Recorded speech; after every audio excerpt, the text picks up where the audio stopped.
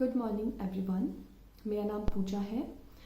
मैंने मेरा new YouTube channel खोला है जिस पे मैं 11th एंड 12th क्लास की बायोलॉजी पढ़ाऊँगी।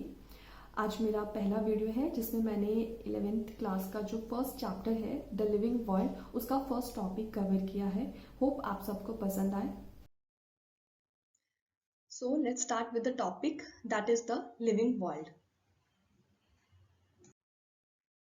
तो सबसे पहले बात करते हैं कि लिविंग वर्ल्ड होता क्या है या लिविंग ऑर्गेनिजम्स क्या होते हैं। तो जितने भी लाइफ कंटेनिंग ऑर्गेनिजम्स है अर्थ पे that's comes under the living organisms, चाहे वो ह्यूमन बींग्स हो या प्लांट्स हो या एनिमल्स हो। अब ये जो लिविंग ऑर्गेनिजम्स है अर्थ पे उनमें हमें डिफरेंट टाइप्स की डाइवर्सिटी देखने को मिलती है। डाइवर्सिटी मीन्स वैरायटी या types. For example plants, animals, birds या इंसेक्ट्स। अगर हम बात करें प्लांट्स की तो डिफरेंट डिफरेंट टाइप्स के प्लांट्स होते हैं। अगर हम बात करें एनिमल्स की तो एनिमल्स में भी हमें डिफरेंट डिफरेंट टाइप्स के एनिमल्स देखने को मिलते हैं। बर्ड्स में भी डिफरेंट डिफरेंट टाइप्स के बर्ड्स होते हैं। सेम केस इंसेक्ट्स में होता है, डिफरेंट डिफरेंट टाइप्स के इंसेक्ट्स होते हैं। सो ये जो टाइप्स या ये जो वैरायटी है लिविंग ऑर्गेनिजम्स की अर्थ पे that is known as the diversity. Diversity is the biological term for the variety. अब आता है कि कुछ ऑर्गेनिजम्स ऐसे भी होते हैं जो नेकेड आईज से हमें विजिबल नहीं होते बट वो सराउंडिंग्स में प्रेजेंट है, जैसे कि बैक्टीरिया हो गया, वायरस हो गया या प्रोटोजोआ हो गया। नेक्स्ट टर्म है बायोडाइवर्सिटी। बायोडाइवर्सिटी होता क्या है? Bio means living organisms and diversity means types या वैरायटी। तो ये जो हमें लिविंग ऑर्गेनिजम्स के बीच में टाइप्स या वैरायटी देखने को मिलती है that is known as the biodiversity. अगर हम बात करें कि टुडे क्या रेंज है नोन स्पीसीज की, तो दैट इज 1.7 से लेके 1.8 million. That is the range of known species. Next topic है हमारा नॉमेनक्लेचर। सो नॉमेनक्लेचर होता क्या है? किसी भी लिविंग ऑर्गेनिजम्स की नेमिंग करना। नेमिंग मीन्स उनको एक पर्टिकुलर नेम प्रोवाइड करना। अब इतने सारे डिफरेंट टाइप्स के ऑर्गेनिजम्स प्रेजेंट है इस अर्थ पे, so they really need to be nomenclature means उनको एक नेम प्रोवाइड करना इसेंशियल है। क्यों इसेंशियल है? ताकि वो हर जगह एक सेम नेम से जाने जाए। नहीं तो ऐसा होगा अगर नॉमेनक्लेचर नहीं होगा ऑर्गेनिजम्स का तो वो इंडिया में कुछ और नाम से जाने जाएंगे, अदर पार्ट में कुछ और नाम से जाने जाएंगे। सो इसलिए नॉमेनक्लेचर करना ज़रूरी है ताकि वो हर जगह एक ही नाम से जाने जाए। अब आता है कि नॉमेनक्लेचर होगा कैसे। तो नॉमेनक्लेचर प्रॉपरली हो सके उसके लिए सबसे ज़रूरी क्या है कि जो भी पर्टिकुलर ऑर्गेनिज्म है उसका डिस्क्रिप्शन करेक्टली हो। डिस्क्रिप्शन मीन्स कि क्या कैरेक्टरिस्टिक्स है उसके, वो एनिमल है या प्लांट्स है या ह्यूमन बींग्स है या इंसेक्ट्स है। तो ये जो डिस्क्रिप्शन होता है this is known as the identification, जो कि बहुत इसेंशियल है नॉमेनक्लेचर के लिए। बिना आइडेंटिफिकेशन के हम नॉमेनक्लेचर नहीं कर सकते। अब आता है साइंटिफिक नेम। साइंटिफिक नेम होता क्या है? It is also known as biological name. जितने भी लिविंग ऑर्गेनिजम्स है इस अर्थ पे उन सबका एक साइंटिफिक नेम होता है, एक कॉमन नेम होता है। जैसे कि ह्यूमन बींग्स का भी किसी किसी का दो नाम होता है, एक घर का नाम होता है, एक स्कूल का नाम होता है। वैसे ही जितने भी लिविंग ऑर्गेनिजम्स हैं उनके भी दो नाम होते हैं, एक होता है कॉमन नेम, एक होता है साइंटिफिक नेम। फॉर एग्जांपल अगर मैं बात करूँ मैंगो, तो मैंगो का जो कॉमन नेम है वो क्या है? Mangifera indica. तो मैंगो क्या हुआ? Mango is the common name और मैग्नीफेरा इंडिका क्या है? मैंगो का साइंटिफिक नेम। सो अब ये साइंटिफिक नेम कौन प्रोवाइड करता है? तो साइंटिफिक नेम को प्रोवाइड करने के लिए अथॉरिटीज होती है जो कि रूल्स एंड रेगुलेशंस को फॉलो करती है कि किसी पर्टिकुलर ऑर्गेनिजम्स को कैसे नेम देना है। तो यहाँ पे आता है दो चीज़ें आती हैं। सबसे पहला है ICBN एंड ICZN। ICBN क्या होता है? International code for botanical nomenclature. नाम से ही पता चल रहा है बोटेनिकल मीन्स ये वो अथॉरिटी है जो प्लांट्स की नेमिंग करती है। फिर आता है ICZN, international code of zoological nomenclature. ये वो अथॉरिटी है जो नेमिंग ऑफ एनिमल्स में इन्वॉल्व होती है।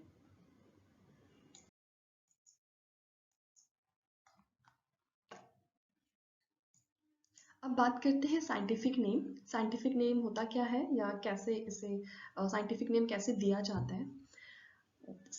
जितने भी साइंटिफिक नेम हैं उनके दो कंपोनेंट्स होते हैं।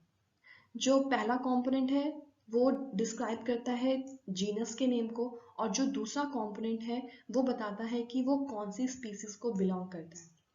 और ये जो सिस्टम होता है which consist of two components, इसे बोलते हैं binomial nomenclature. Bi means two. तो ये जो साइंटिफिक नेम्स हैं ये इनमें दो कंपोनेंट्स होते हैं, that's why it is known as binomial nomenclature. Binomial nomenclature को दिया किसने था? तो कैरोलस लिनियस ने। For example mango.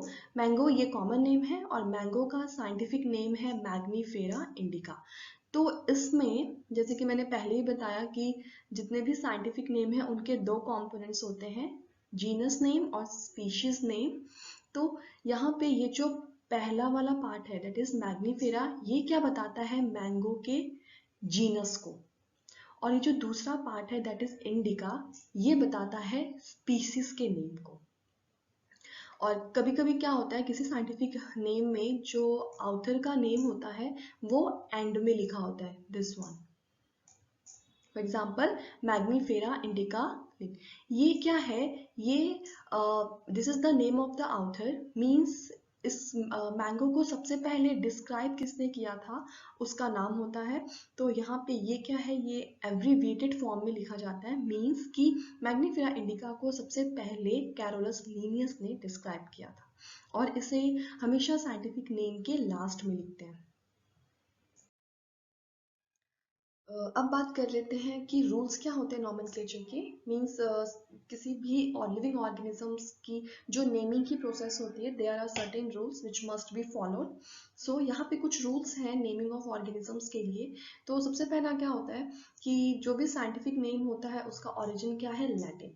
सो इसलिए हमेशा इसको इटैलिक्स में लिखा जाता है अगर हम लैपटॉप या कंप्यूटर पे टाइप कर रहे हैं। देन अगर हम साइंटिफिक नेम को हैंड रिटन लिखते हैं तो जो दोनों नेम होते हैं, दोनों नेम मीन्स जीनस का नेम और स्पीसीज, उनको सेपरेटली अंडरलाइंड किया जाता है। फॉर एग्जाम्पल अगर मैं बात करूं कि A and B, suppose this is a scientific name. तो यहाँ पे ये साइंटिफिक नेम दो कंपोनेंट्स कंसिस्ट करता है, तो इन दोनों कंपोनेंट्स को हमें सेपरेटली अंडरलाइन करना होता है in this way.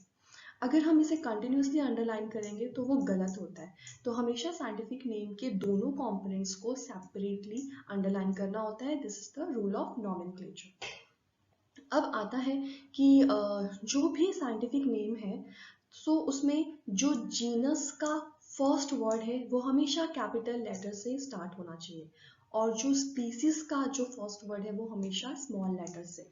For example इसी का एग्जाम्पल ले लेते हैं, सपोज ए बी। तो ए, सो ये जीनस है, तो इस जीनस का फर्स्ट वर्ड हमेशा कैपिटल होगा। और सपोज ये स्पीशीज है तो स्पीशीज का हमेशा स्पीसीज जो है वो स्टार्ट होगा स्मॉल लेटर से। फॉर एग्जाम्पल यहाँ पे मैंने दिया है मैग्नीफेरा इंडिका। आप देख सकते हैं यहाँ पे मैंने ये जो मैग्नीफेरा है वो क्या बताता है? जीनस को, और ये जो इंडिका है ये बताता है स्पीसीज के नेम को। This is the scientific name of mango.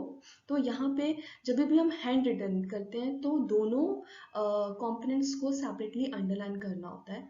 और दिस इज जीनस, तो इसका जो ये फर्स्ट वाला वर्ड है वो हमेशा स्टार्ट होगा कैपिटल लेटर से, और जो स्पीसीज का जो फर्स्ट वर्ड है वो हमेशा स्मॉल लेटर से स्टार्ट होगा। तो these are the basic rules for the nomenclature. अब बात करते हैं कुछ इंपॉर्टेंट टर्म्स की। सबसे पहला आता है क्लासिफिकेशन। क्लासिफिकेशन मीन्स किसी भी चीज़ को ग्रुप करना इनटू द डिफरेंट कैटेगरीज में, जैसे कि प्लांट्स हो गए, एनिमल्स हो गए। अब इस अर्थ पे बहुत सारे लिविंग ऑर्गेनिजम्स हैं, लेकिन हम हर एक लिविंग ऑर्गेनिजम्स को अलग अलग नाम से जानते हैं, जैसे कि एनिमल्स हो गए, प्लांट्स हो गए, कैट हो गया। सो ये जो प्रोसेस है लिविंग ऑर्गेनिजम्स की ग्रुपिंग की into the categories, that is known as the classification. Next term is taxa. Taxa क्या होता है? ये जो कैटेगरी है इसका साइंटिफिक नेम होता है। Category is a common term but taxa is the scientific term for the categories. Next हम आता है कि टैक्सोनॉमी क्या होता है। टैक्सोनॉमी होता है कि लिविंग ऑर्गेनिजम्स को क्लासीफाई करना डिफरेंट टैक्सा में, जो कि किस पे बेस होगा, उनके कैरेक्टरिस्टिक्स पे। फॉर एग्जांपल एनिमल्स हैं तो एनिमल्स के अलग अलग कैरेक्टरिस्टिक्स हैं, सो उनके बेसिस पे उनको एनिमल्स में रखा हुआ है। प्लांट्स हो गए तो प्लांट्स के अलग अलग कैरेक्टरिस्टिक्स हैं, उनके बेसिस पे उनको जितने भी प्लांट्स हैं उनको प्लांट्स के कैटेगरी में रखा होता है। तो ये जो प्रोसेस होता है लिविंग ऑर्गेनिजम्स को क्लासीफाई करना डिफरेंट डिफरेंट टैक्सा या डिफरेंट डिफरेंट ग्रुप में, this is known as the taxonomy. और ये जो प्रोसेस होता है क्लासिफिकेशन करना लिविंग ऑर्गेनिजम्स का, वो बेस होता है कैरेक्टरिस्टिक्स पे। मीन्स उस पर्टिकुलर एनिमल की क्या कैरेक्टरिस्टिक्स है और हमें उसे किस में क्लासीफाई करना चाहिए, whether it has a characteristics of plants और whether it has a characteristics of animals. Next आता है सिस्टमैटिक्स। तो ये जो ऑर्गेनिजम्स का सिस्टमैटिक अरेंजमेंट होता है that is known as the systematics. Next is there is a book that is known as Systema Nature, और ये बुक इसने पब्लिश किया था कैरोलस लिनियस ने। This is very important. आज के लिए इतना ही, बाकी का टॉपिक हम नेक्स्ट वीडियो में करेंगे। होप आप सबको मेरा एक्सप्लेनेशन पसंद आया होगा। Then please subscribe my channel. Thank you.